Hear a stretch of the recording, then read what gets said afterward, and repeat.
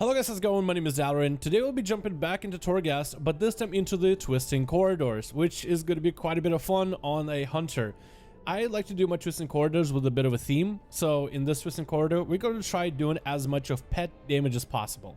We are on Beast Mastery just so we can facilitate the strongest setup for our pets, and we are even going to be using a Beast Mastery specific talent set to buff the hell out of our pet. The whole idea of this build is to take every ability to make our pet as strong as possible, whether it is the pet that we fight with or maybe as the pet, as there are some abilities that even buff that. So we're just going to try to make a themed build, jump into probably layer 6 of Torghast. Hopefully it won't be too difficult where we can't overcome any challenges, but while in Torghast we also could be farming some legendaries, so it's a twofer. Anyway, let's get into the run. The first ability of every Torghast run can shape how it goes, so this is going to be kind of a big pickup.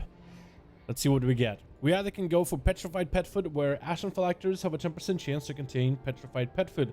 When destroyed, consuming Petrified Pet Food will increase your pet's size and damage by 100%, damage by 20 for 15 seconds. Orphan Death reduces, we have a reduced cooldown and removes all the effects. Yeah, we're gonna go with the Petrified Pet Food. It's also worth mentioning that this character doesn't really have much gear. I haven't really got to play Hunter so much, and whenever I did play any, I play Survival. I am really bad at Beast Mastery. Even though the spec is seen by many players as a pretty easy one to pick up, I am not a master of the spec by any measure. I just kind of wanted to try a build all together. So if there's something that I missed or something I did wrong, feel free to correct me in the comments. But otherwise, I do hope you guys enjoy this run. Next power we get is Bursting Tar, which gives me increased radius on Tar Trap, which I guess I'll grab. The other is Immunity, which can be good, but since I'm going to be solving a puzzle, I feel like it'll just kind of be wasted. Next power, let's actually go with Outlaw Endurance. This not only increases my health by 30%, but also will give my pet a health increase. Although I will need to put a heal on a pet to catch up. But this will allow my pet to actually be able to tank quite a bit of damage himself.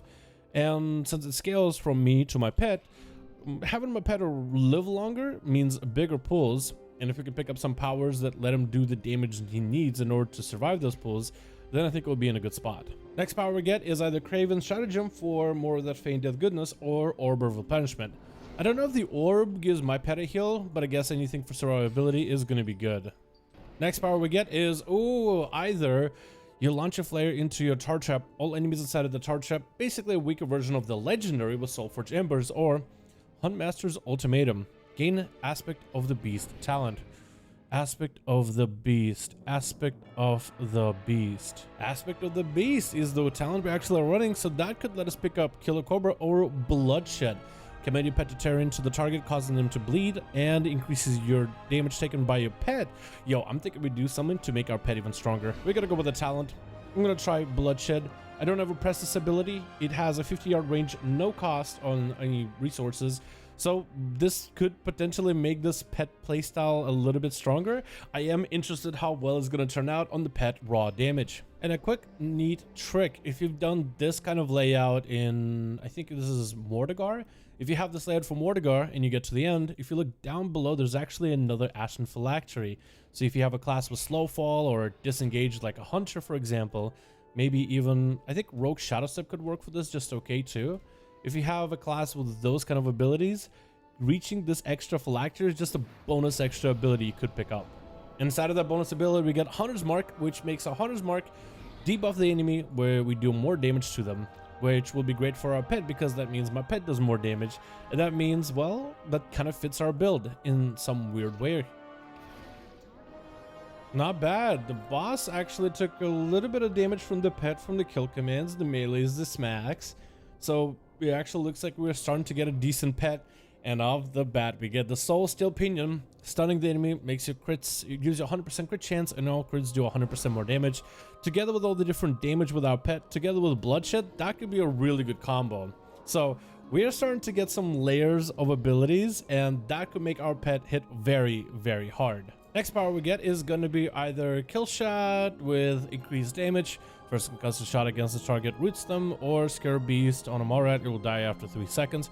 We'll go with Bone Barbs just for the damage increase. And the next floor should be a vendor floor, so we might be able to pick up something good there. Before the vendor though, let's see what powers we get at the very end. We can either go for damage on your next, Barb Shot is increased, for Phylacteries we break, enemies affected by Tar Trap, we'll take a defensive one.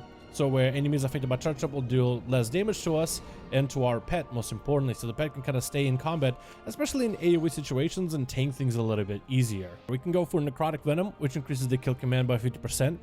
Amplifying Mirror, which make all pet abilities do 50% more damage while Misdirection is active. With only 139 Phantasma left, we are kind of out of options.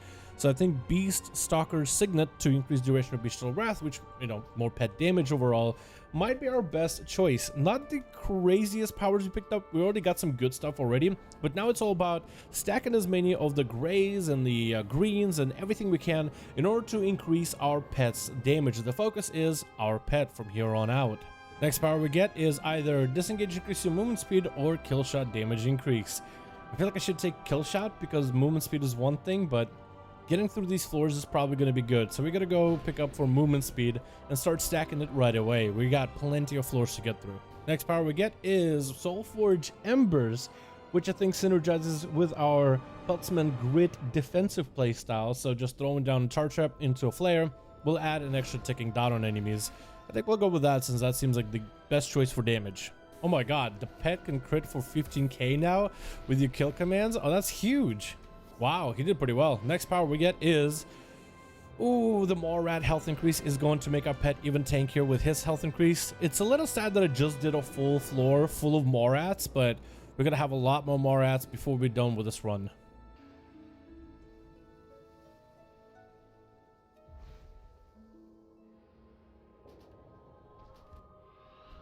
Well, I am so out of it. I probably shouldn't be doing this video while as tired as I am. While in combat, become incorporeal random times, taking less damage. While in combat, release uncontrollable howl that interrupts enemies, or mastery. We're gonna go with mastery. Next power we get is gonna be, oh, let's go for even more amplified mirror. And just a quick note, this room was probably the most deaths I've ever had in a single floor. We're down to 3 deaths remaining. And man, was it frustrating. The Mordegar magic damage with everybody being the caster is just awful. Let's pick up the Venter's Gratitude, since at least someone is grateful for freeing them, even though this room was kind of a pain. And let's see how well we do against the first mini-boss. At the vendor, we're going to pick up the Ice Encrusted Debris just for the quest line. It doesn't cost too much stuff anyway. We got ourselves a free sell before we take a look at everything else. Let's see what we get. Phantasma. So fantastic. We get to buy something extra from the vendor. We can either go for stuff we already have here, like kill command damage increase, which I think I'll grab. Piercing Scope technically makes our pet do more damage. We'll pick up at least one plotted anima to see if we get something exciting, and we didn't really get anything exciting, but mastery is a good increase either way. Well, actually no, we can pick up one of these and still afford a scope, so we might as well do it. We can go for Stomp, which gives us ability to Stampede, and we'll pick up the Piercing Scope for even more damage. And the mini boss is going to be Warden of Souls. This guy, if I remember correctly, spawns ads. I don't know if we'll be able to take care of the ads really quickly, but if we could just kind of stampede through this guy pretty early on with our pet and the damage he can put up, we might be okay. Focus the boss, I believe. We're going to take a reduce damage after disengage. Just focus the boss, I believe. One more kill shot, maybe? One more command? Oh, there we go. Alrighty. Wasn't bad at all. Well, I don't like the ads that is summoned. Oh, look at that kill command damage. Look at those melee slaps with the... Oh, that was good. Okay, Sigil of Skoldus, where dropping a trap increases you and your pet's damage. I am already sold. More pet damage for me when we use traps. If we could pick up an ability where when we disengage, we drop a trap, then every time we disengage, that's also a damage increase, so I can drop a trap, disengage, drop a trap. Maybe we can get cooldown reduction on disengage so we could have that up even more often. Next power we get is gonna end up being max health increase, or first time you deal a little damage to an enemy, you will do a ton of damage to them, and then after you do that 3 times, you'll get 30% maximum health increase, or attacks have a high chance to steal the health from the enemy. I think we're gonna go with a lifesteal. I think that seems like the good choice, although the health increase is something that we will be looking out for from now on. Next we get Venter's Gratitude again. Yeah, I think we're gonna go for Venter's Gratitude again, because that's gonna be a pretty nice, hefty... Oh, it's definitely gonna put us over the 100, maybe close to 100% crit cap. That'll be really good. Whoa, we got 93% crit when this thing procs. 70% increase. That is a lot. We can actually get close to 100.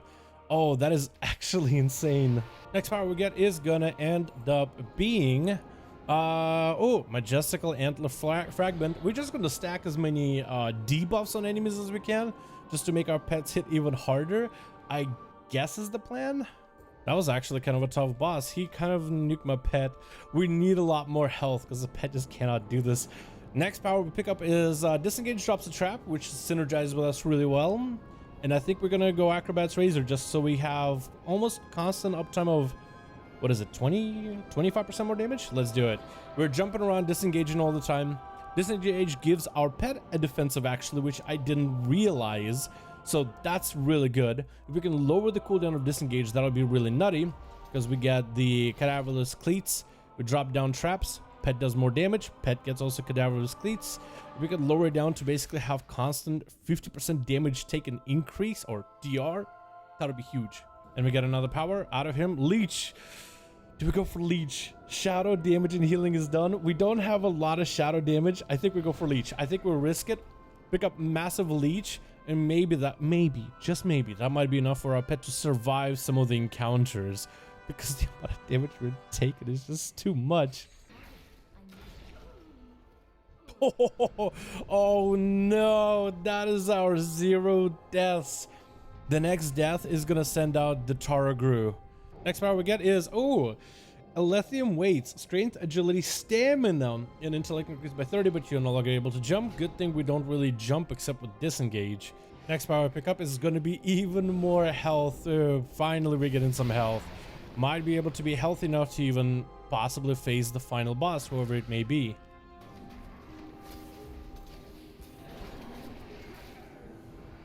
Oh my god, my kill command just now obliterate that guy. I hit him for 273 with every cooldown available. That is crazy. And we get a versatility buff from Chromin the Barbarian. Gonna complete his quest as well. Pick up a new follower. That was insane amount of damage. But the question is that gonna be enough if we reach the final boss? The next power we are gonna get is Kill Shot. Has a 25% chance to instantly kill a target below 20% health. If we get a boss low enough, and if we get lucky with a Kill Shot, that could be really good. I think with just how much health we are having to burn through for every single enemy, a chance on a kill shot to just one-shot things, I think it's perfect. Maximum health is super helpful. Thank you so much, vendor, for providing us as much goodies as you could. But we have a final boss at a layer 6 as a Beast Mastery Hunter, 179 atom level, 5.6 million health. And we have daylights burning, so let's just get into it right now.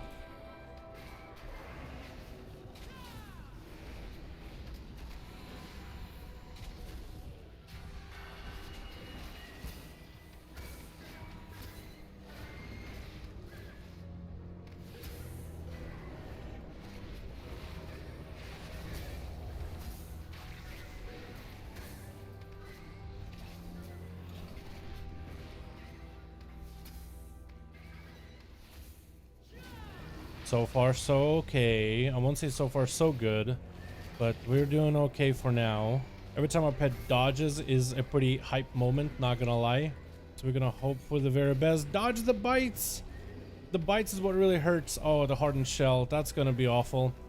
That's gonna feel not so great. Can we stun him? Maybe enough damage? Pet heal needs to be maintained at all times. Acid bomb. I should never get hit by it with all my mobility. And the pet died. Okay. Oh, he came back. Wait, he's dead. The boss though is trapped in tar trap, basically rooted. Okay, pet came back. We are beautiful. We are doing a-okay. The boss is at 8 stacks, so he's gonna really start hitting very, very hard. We do have these healing orbs, so I don't know if those help us much, but we'll use them as much as we can. Kill shot. We got the kill shot execute. Oh, no way. We actually got the kill shot execute.